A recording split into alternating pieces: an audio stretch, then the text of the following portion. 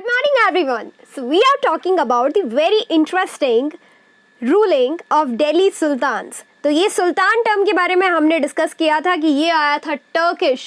ये Turkish word है जहाँ पर मुस्लिम्स जो है खलीफा को मानते हैं, मतलब डायरेक्ट अल्लाह से वो कांटेक्ट नहीं करते, उनका मैसेंजर उनका मैसेज पहुँचाएगा अल्लाह तक, वो थे सुल्तान्स। तो अब ये सुल्तान्स जो हैं, यहाँ पर हम बात कर चुके थे स्लेव डायनेस्टी की। अब स्लेव डायनेस्टी के बाद एक बहुत ही महत्वपूर्ण डायनेस्टी आती है, जो आती है खिलजी डायनेस्टी। ठीक है, अब ये खिलजी डायनेस्टी, हालांकि इनमें बहुत ज़्यादा रूलर्स नहीं रहे हैं, बट स्टिल आप यहाँ देखोगे तो दो नाम आते हैं, जलालुद्दीन खिलजी। अब ये कौन है जलालुद्दीन खिलजी? जलालुद्दीन खिलजी नोबल ही सर्व करते थे किसके अंडर? घियासुद्दीन बलबन के अंडर। अब इनकी मार काट कर कुरा के शासन कौन ले लेगा? जलालुद्दीन खिलजी। पर क्या ये ज़्यादा दिन तक टिकेगा? No, not at all. ये देखो 6 साल 1290 से लेके 1296 तक ही इनका रूल चलेगा। ये भी बुढ़ा गए थे। ठीक है, तो यहाँ पर हालांकि इनकी जो पॉलिसीज़ थी, ये भी कुछ पॉलिसीज़ अडॉप्ट करते हैं जो मैरिटोरियल अलाइंसेस हैं। अब हमने पढ़ा था शमशुद्दीन इल्तुतमिश के टाइम पर क्या होता था, मंगोलियंस जो हैं वो अटैक करते थे, जैसे कि चंगेज़ खां वो अटैक करते थे। अब आप सोच रहे हो अटैक तो बहुत सारे रूलर्स करते थे। नो, जब ये चंगेज़ खां वगैरह अटैक करते थे, मंगोलियन अटैक जब यहाँ पर होता था, तो क्या होता था, यहाँ पर मार धाड़ लूट पाट, मतलब सब कुछ बिखेर कर चले जाते थे। ये लोग सारे लोगों को बर्बाद करके चले जाते थे, जहाँ से भी जिस रास्ते से भी गुजरते थे। बहुत ज़्यादा वेल्थ जो है डिक्रीज होता था। तो इसका भार किसको उठाना पड़ेगा? जो उस टाइम पर रूलिंग डायनेस्टी है। तो इसी वजह से यहाँ पर जलालुद्दीन खिलजी भाई खेल गए थे। यहाँ पर इन्होंने मंगोल से ही दोस्ती कर ली, क्योंकि इन्होंने अपनी डॉटर की शादी कर दी थी किससे? उलुग खां। ठीक है, जो मंगोलियन लीडर थे। तो यहाँ पर मंगोल से फ्रेंडशिप हो चुकी है। बट अब आएगा इन्हीं का नेफ्यू, जलालुद्दीन खिलजी का ही नेफ्यू अब आएगा और इन्हीं को ख़त्म कर देगा। तो देखो, धोखे से ली गई गद्दी धोखे से ही चली जाती है। ठीक है, तो यहाँ पर इन्हीं को मारेगा कौन? अलाउद्दीन खिलजी। और अलाउद्दीन खिलजी को ही कहा जाता है सेकेंड अलेक्जेंडर। मतलब ये भी अपनी सीमाएं जो है बढ़ाते जा रहे थे। बहुत ही कम उम्र से इन्होंने शासन करना शुरू किया था, और इनके सक्सेस प्लान्स को, क्योंकि ये जिस तरीके से, जिस स्पीड से ये अपना जो भी राज्य है वो बढ़ा रहे थे, एक्सटेंड कर रहे थे, उस वजह से इनको कंपेयर किया गया है, ठीक है, सिकंदर से। तो यहाँ पर ये क्या करेंगे? अब ये राजस्थान पर अटैक करेंगे। ठीक है, जो टर्किश इन्वेजन्स हुई थी उसमें द मोस्ट इम्पॉर्टेंट है अलाउद्दीन खिलजी का अटैक। यहाँ पर ये बहुत सारे राजाओं से लड़ेंगे। ये गुजरात में लड़ेंगे, मालवा में लड़ेंगे, रणथंभोर में लड़ेंगे। रणथंभोर में लड़े थे कौन? हामिद देव से लड़े थे जलालुद्दीन खिलजी, बट वो हार मान के वापस आ चुके थे।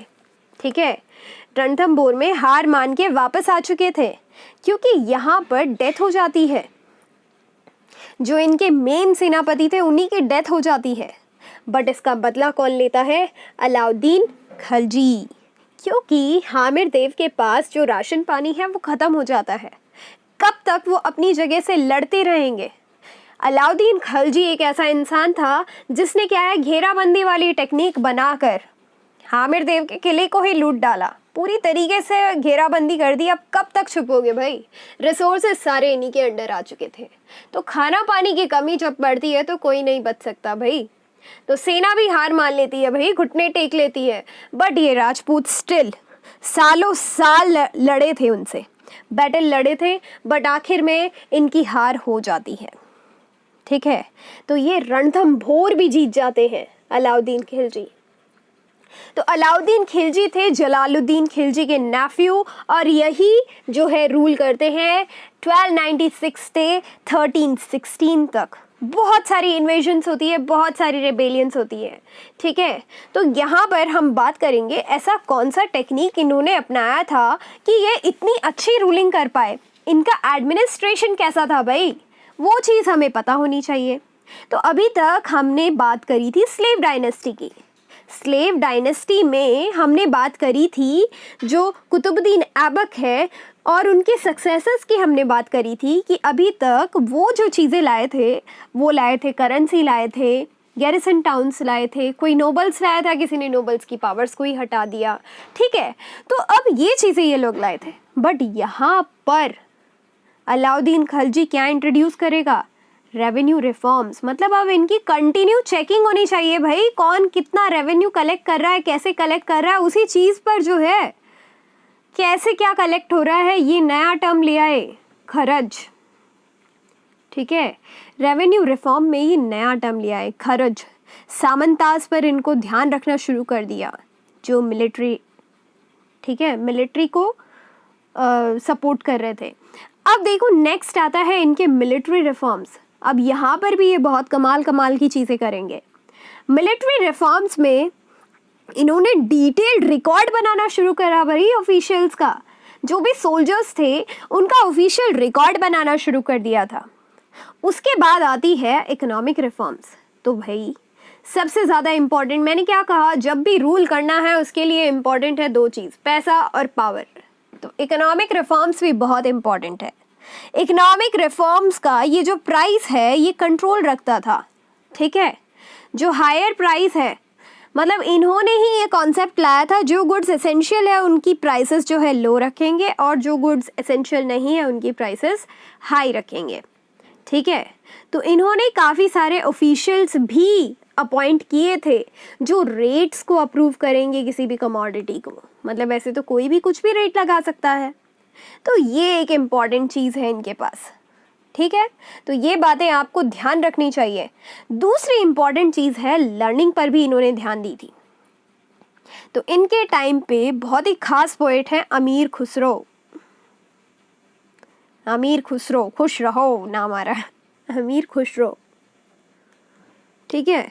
ये बहुत इम्पॉर्टेंट पोएट थे उस टाइम पे, म्यूजिशियन थे, ठीक है। और एक डिटेल्ड अकाउंट लिखा गया था अलाउद्दीन के बारे में। ये सारी चीज़ें हम बता कैसे पा रहे हैं कि भाई अलाउद्दीन ने ये किया था, ये किया था, ये किया था, ये चीज़ हम बता पा रहे हैं क्योंकि अलाउद्दीन पर भी एक डॉक्यूमेंट लिखा गया है जिसका नाम है खज़ाइनुल फुतूह, ठीक है।